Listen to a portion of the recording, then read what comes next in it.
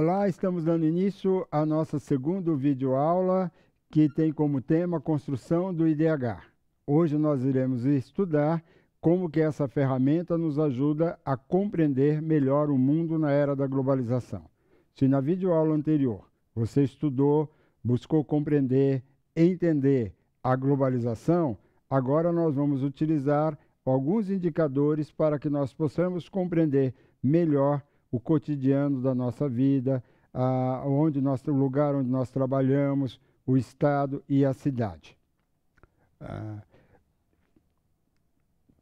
O que é IDH? Essa é uma grande pergunta que nós temos que responder. O IDH ele foi pensado pelas Nações Unidas, a ONU, para poder criar um indicador para comparar uma cidade com a outra, um país com o outro, um estado com o outro, para que se saiba se aquele país, aquele estado está desenvolvendo.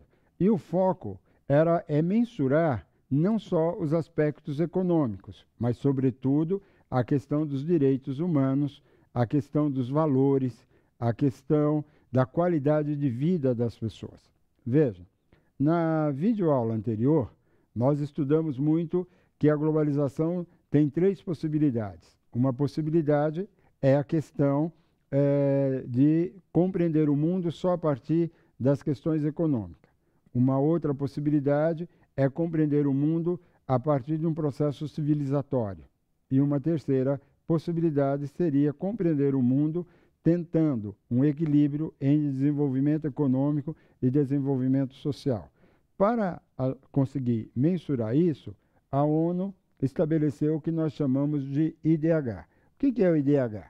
O IDH é um indicador de referência para compreender, comparar e avaliar o desenvolvimento humano e o progresso dos países que são membros da ONU. Para que serve o IDH? Para que serve o IDH? O IDH serve de parâmetro para classificar o ranking que um país ocupa. Se eu perguntasse para vocês, agora, qual o ranking da sua cidade, qual o ranking do Brasil no cenário internacional?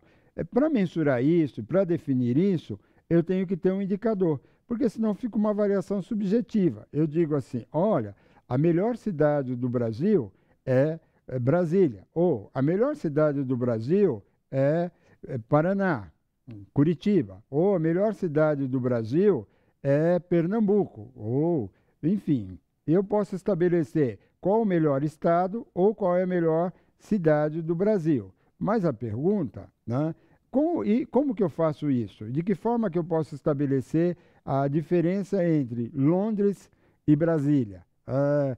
Ou um estado, um país como Canadá e Brasil? Para fazer essa comparação, eu preciso trabalhar com a ideia de indicadores. Então, para que servem os indicadores? Para comparar e para planejar as políticas públicas.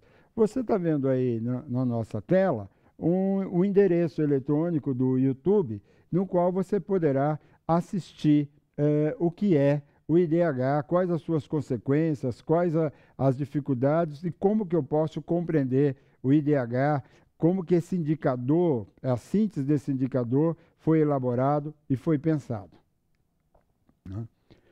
Quando nós estamos pensando no IDH, como você vai poder ver isso no vídeo, tem três variáveis que servem para construir o IDH, que são as três variáveis principais. Tem outras, mas essas três é que nós utilizamos internacionalmente.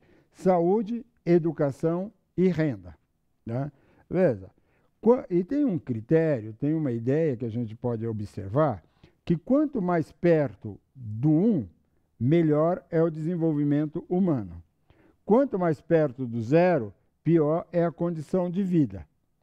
Essa é uma forma, foi um indicador estabelecido pelos economistas. Foi um economista indiano que criou esse mecanismo, esse indicador, para que a gente pudesse mensurar. Então, um IDH muito alto, nós vamos estar pensando em 1 a 0,81.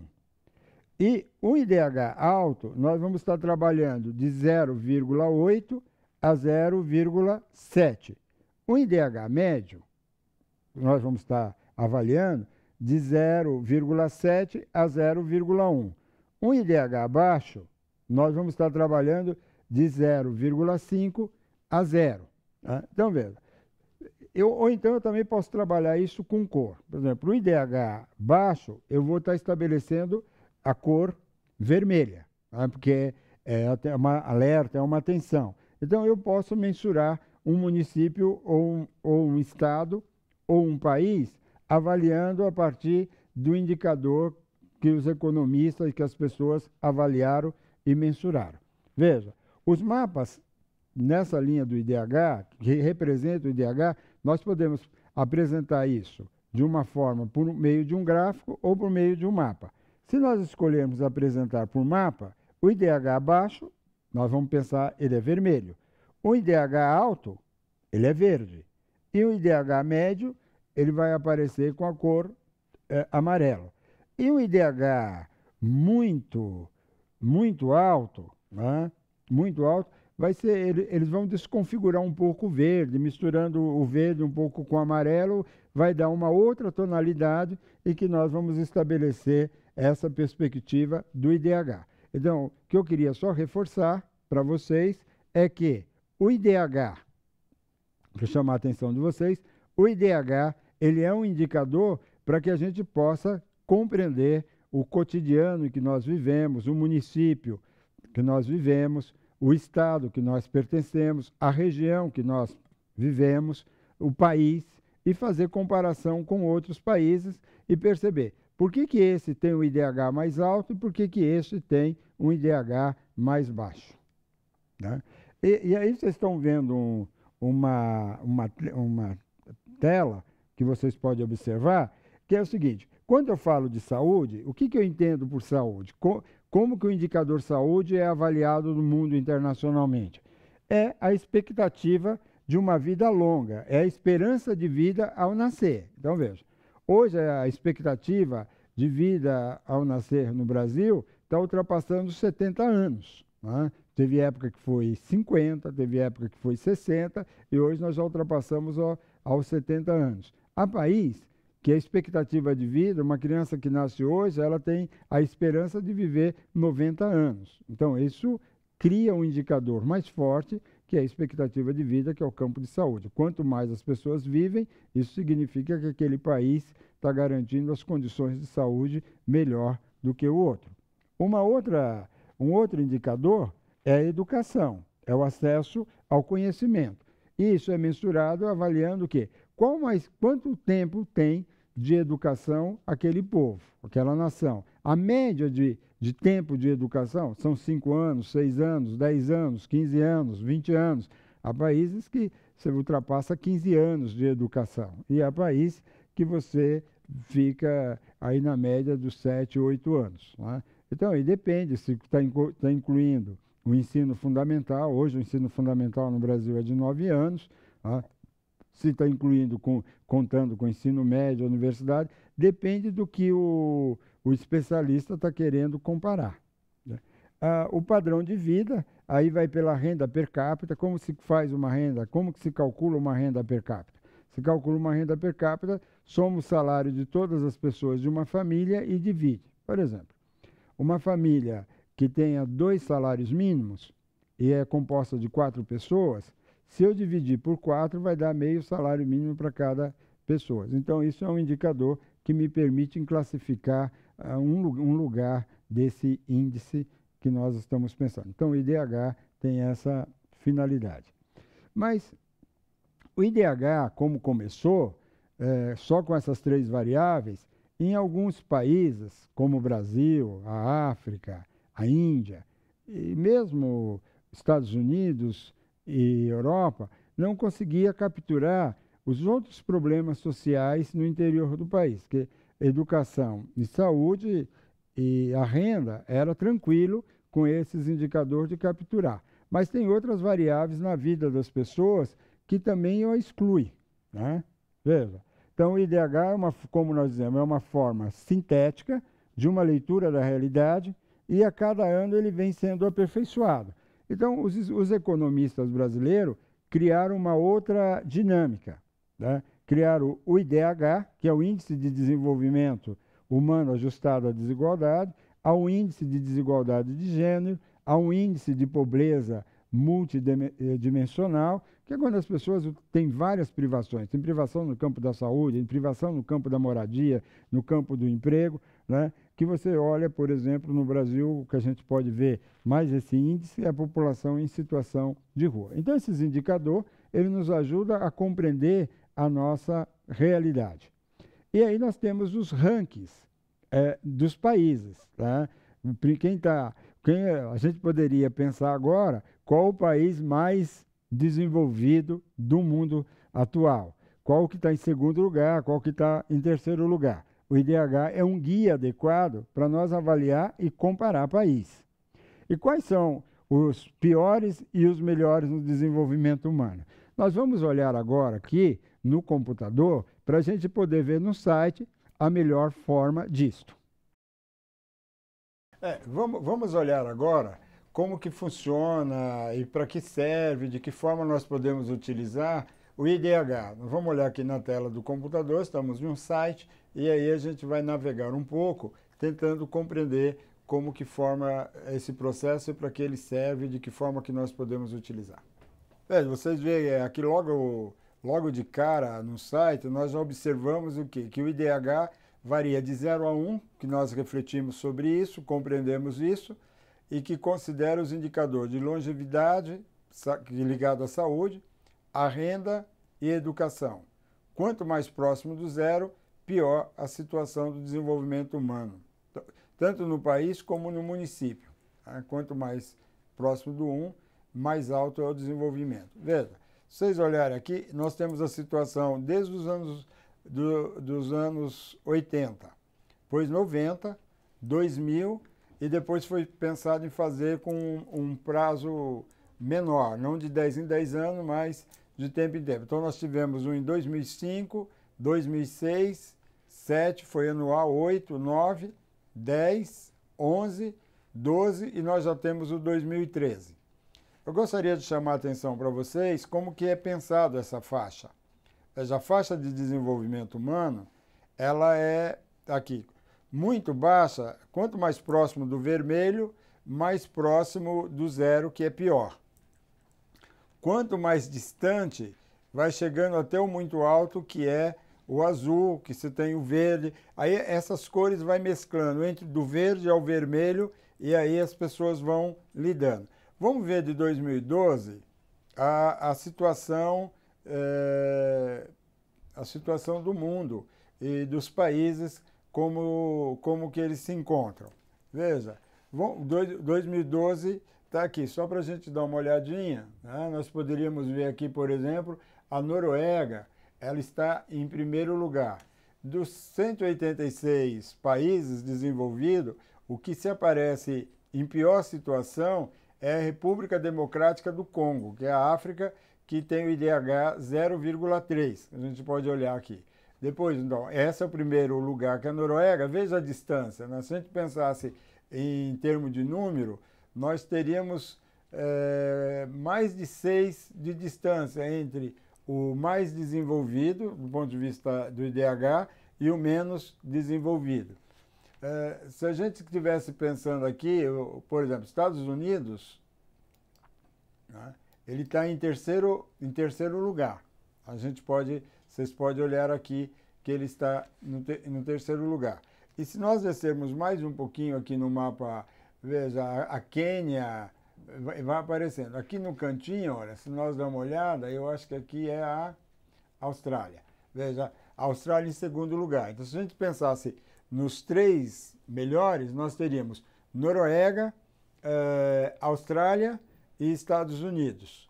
E se a gente pensar no pior, nós temos República do Congo. Mas vamos ver 2013, porque o que nos interessa é 2013. Eu peguei aqui esse mapa aqui, porque nós temos aqui a perspectiva de 10 em 10 anos. Mas se nós pensarmos aqui 2013, para a gente ver como que estava o mundo, e aqui o mapa Aquele outro mapa não estava respeitando muito as cores da Convenção Internacional. E agora este mapa aqui, ele está observando as cores. Veja, se nós olharmos aqui, a Noruega, de novo, em primeiro lugar. Se a gente pensar aqui, ó, muito alto, vai estar mais próximo aqui do verde, que a gente comparando vai estabelecer o verde entre o azul. Tá? O alto está aqui, o médio e nós temos o baixo vermelho. Então, se nós pensarmos aqui, e aqui do lado tem a relação dos países mais desenvolvidos. Noruega em primeiro lugar, aí nós temos aqui a Austrália em segundo, e em 2013 os Estados Unidos alterou. Isso que é importante a gente olhar, de ver ano a ano, como que um país modifica. Veja, a Holanda ultrapassou os Estados Unidos, foi para quarto, a Suíça foi para 3, os Estados Unidos passou para quinto, veja, de terceiro os Estados Unidos cai para o quinto colocado. Ele está aqui, ele aparece no quinto colocado. E, entretanto, a Holanda, ela dá uma subida, e se nós formos passando aqui passando a mãozinha aqui do computador em cima, a gente vai descobrindo aqui. Veja que o continente africano é o continente que tem mais vermelhos, né? Que significa, olha, Moçambique, que é da língua portuguesa. Veja, nós vamos observando aqui a colocação de cada um. O Brasil está aqui, né? Veja, nós temos 7,44. Né? Se nós pensarmos com distância à Noruega, nós temos que crescer 20 pontos, né? Ou 2 pontos, se a gente pegar só os 2 primeiros indicadores, que seria 9. Né? Na América Latina, nós temos aqui, é interessante observar que o Uruguai, só para a gente fazer comparação, tá, pessoal? Estamos fazendo comparação. O Uruguai está na frente do Brasil. O Brasil é 7,44, o Uruguai é 79. Tá? Então, o Uruguai, sendo um país menor, estando numa circunstância menor do que a nossa, ele está melhor do que a gente. Vamos ver a Argentina, que é veja, a Argentina está 20 vezes melhor do que o Brasil. O Brasil está com 7,44, a Argentina está com 8,0,8. Então, o que a gente vai conseguindo fazer é uma relação de comparação. Veja, a Bolívia está numa situação pior do que o Brasil. Mas o Chile ele se encontra melhor do que a Argentina, o indicador dele é muito alto, tá? Ele está bem, está com 8,2 desenvolvimento. E se a gente quiser fazer uma comparação só em torno da América Latina, a gente pode estabelecer essa relação aqui em torno da América Latina, e nós vamos perceber, por exemplo, que os países Uruguai está melhor, Chile está melhor e a Argentina melhor do que o Brasil.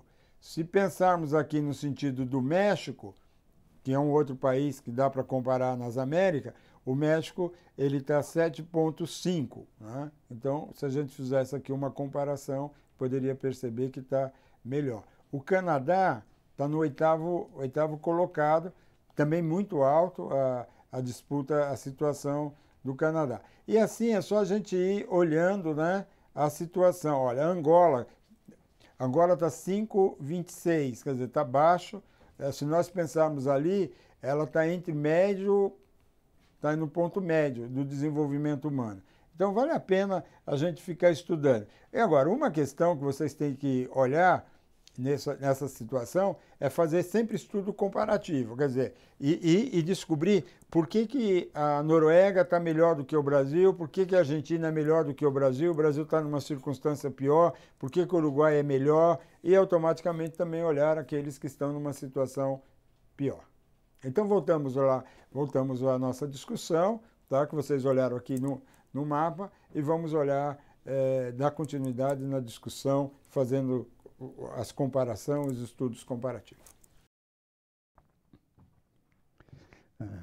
Nós olhamos no mapa do mundo e nós podemos observar aí os países que estão em primeiro lugar, em segundo, em terceiro, os 3 melhores e os 3 piores. Né? Vocês observam que Noruega, Estados Unidos, Canadá, esses países estão sempre no destaque. Tá? E alguns países da África e etc., eles estão sempre entre os piores. E o Brasil está sempre aí, mediano nesses indicadores, como nós podemos observar lá no Mapa Mundi.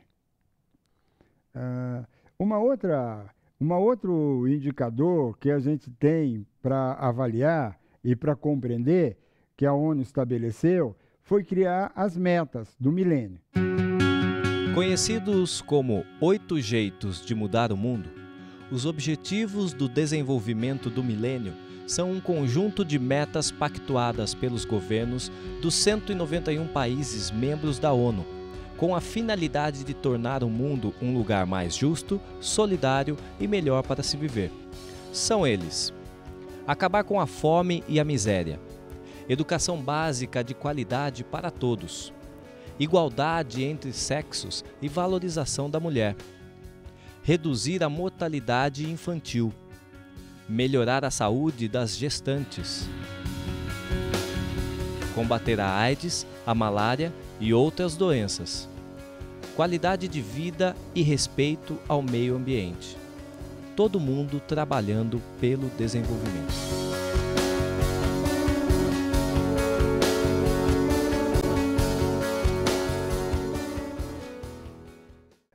Nessa linha de estabelecer os indicadores, de compreender os indicadores, eu convido vocês a nós darmos uma olhada no relatório da Anistia Internacional e outros relatórios para a gente ver quais são as maiores violações que tem no Brasil.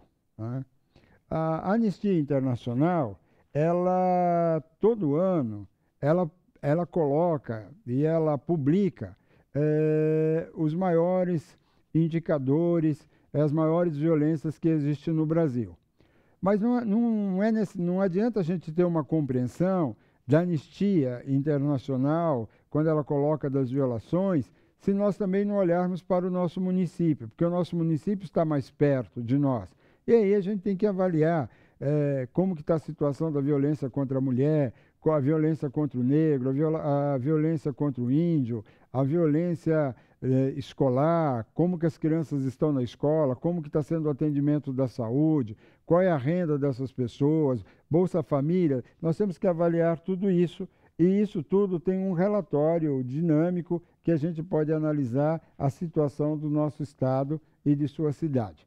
Nós poderíamos também ver isso agora, né, no computador, para que a gente possa mostrar para vocês como que esse relatório está construído e como que está a situação de cada estado e de cada cidade. Seria importante você, no estado que você mora, você estabelecer uma pergunta. Bom, no meu estado, como que está a situação?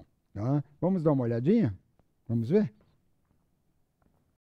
Vendo, nós estudamos ali, vemos os indicadores agora há pouco, analisando do ponto de vista global, mundial. Então, nós descobrimos aí a situação da Noruega, a situação dos Estados Unidos, Canadá, Áustria, os grandes países que são os melhores do mundo, os mais desenvolvidos. E também vimos a República do Congo como a menos desenvolvida do globo terrestre. E agora nós vamos focar para olhar o Brasil. Como nós sabemos, o Brasil tem mais de 5.000 municípios, né? E a gente precisa entender qual é a situação por município no Brasil e também olhar do ponto de vista de cada estado qual é a situação, como que se funciona os seus indicadores. E também nós vamos escolher 1 ou 2 municípios para mostrar para vocês como que os indicadores estão constituídos, que a gente pode imprimir nesse site um relatório de cada município. Tá? Então vamos dar uma olhada agora, para a gente poder aprofundar. O Atlas do Desenvolvimento Humano do Brasil, ele é um site que permite estabelecer um diagnóstico de todos os municípios do Brasil. Então a gente poderia olhar aqui, e aqui tem vários ícones e ferramentas que me permitem fazer tipo de consulta que eu quiser. Mas vamos pegar aqui no ranking, só para a gente ter uma compreensão da situação dos municípios e da situação dos estados. Veja, se nós olharmos aqui por essa tabela e na questão de cores, olha, como eu tinha dito para vocês, vermelho muito baixo,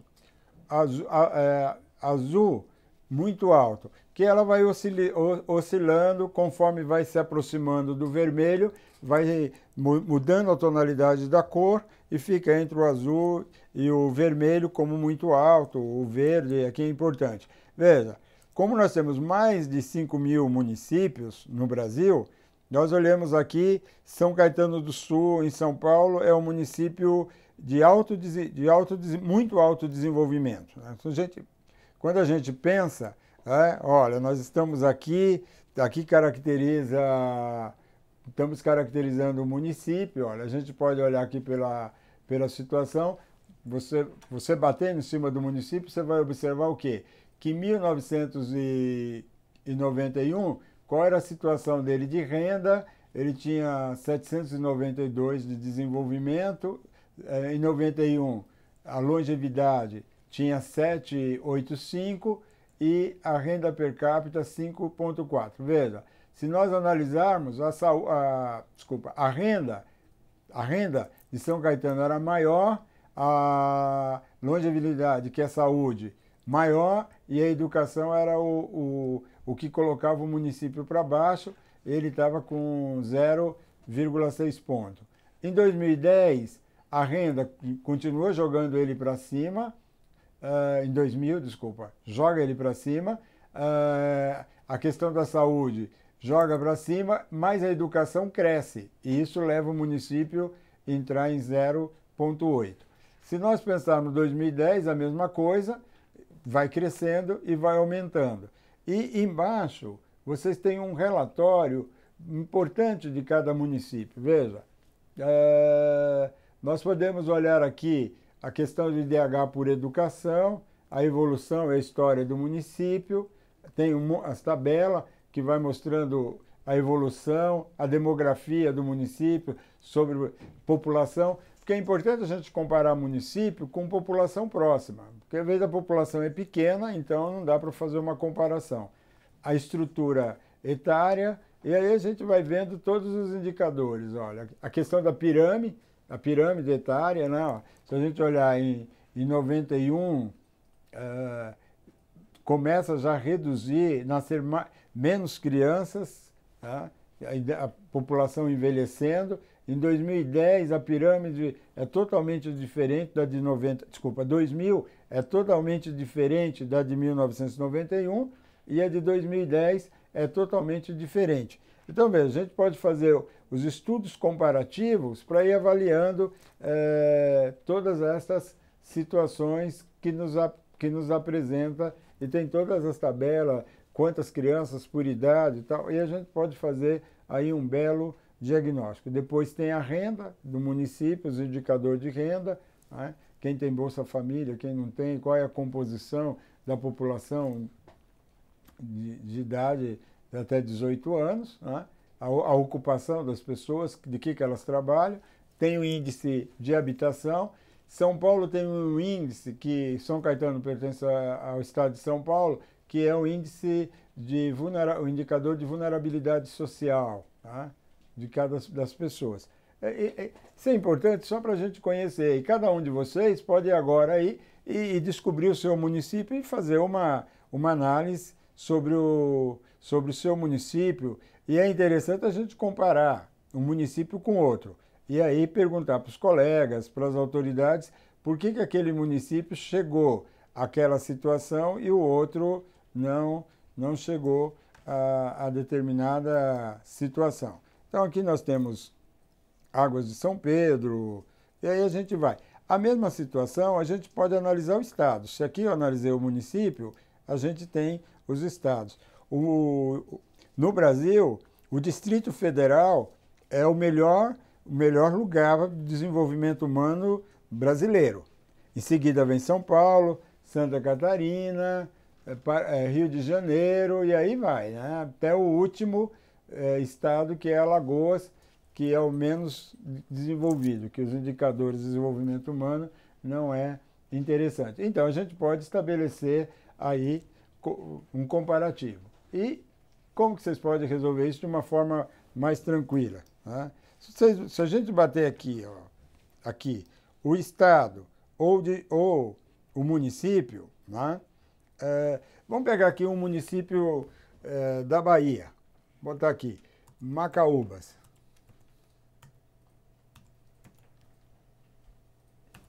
Ver como que Macaúbas, Bahia, como que é a situação desse município, o indicador desse município. Aqui tem a área geográfica do município e aí tem a caracterização.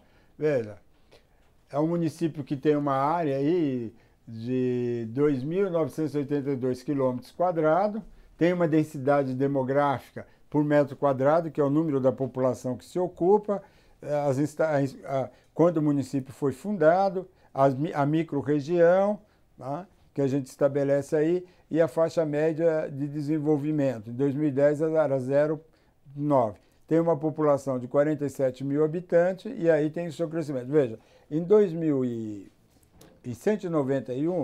1991, o município tinha 0,271 desenvolvimento. Era baixíssimo.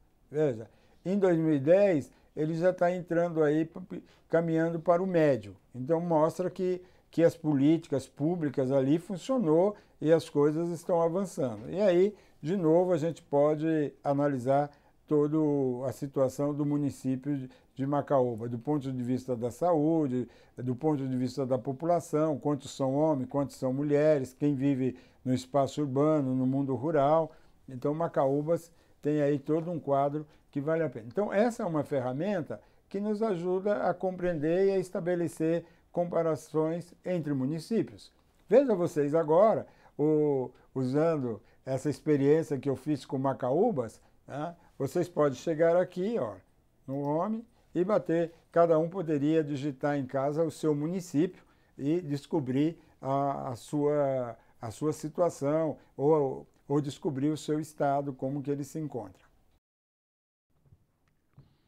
Veja, agora nós estamos olhando aí, vocês viram, quais os piores estados da Federação Brasileira em que tem mais violência e quais os tipos de violência. Porque vocês olham que as violências e as violações de direitos não são homogêneos. Tem um estado que a violação é mais em torno da criança, há outro estado que é mais a fome, há outro estado que é mais o trânsito. As violências, elas modificam e se configuram de cada região do Brasil. Então não dá para a gente ter ela não é homogênea, que ocorre em todos os estados com a mesma intensidades e características. Às vezes repete em todos os estados, mas no menos, no outro mais, então a gente tem essa noção agora, né? E aí, o mesmo mecanismo anterior de que nós analisamos a questão das cores, né?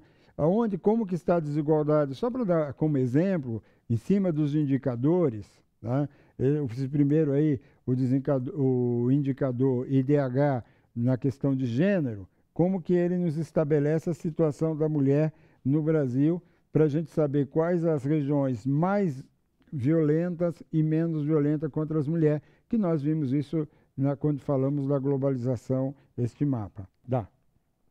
Em síntese, né, para a gente ir fechando, os indicadores sociais, os mapas e os gráficos, ele tem um poder de síntese e oferece para nós uma ferramenta para elaborar estudos comparativos. Se eles me perguntassem, né, olha, professor, para que servem os indicadores, para que serve o IDH? Olha, eu diria para vocês, é uma ferramenta que permite estabelecer comparação e um bom gestor, ele vai transformar isso em política para mediar essa situação e alterar esta situação, né? Por isso, todos os municípios, todas as cidades no Brasil estão fazendo diagnósticos e eles são necessários para implantar políticas públicas e transformar a realidade. Veja, aqui é uma outra novidade no nosso país.